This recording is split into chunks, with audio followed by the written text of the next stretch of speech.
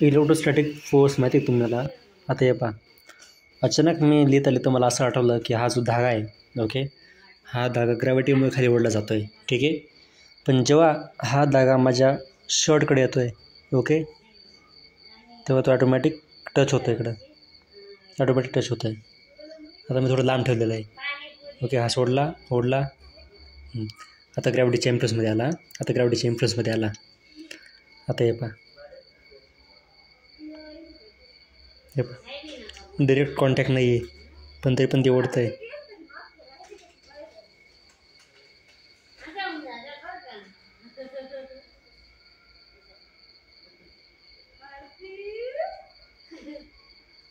okay, हात तिकडे करतो ते पण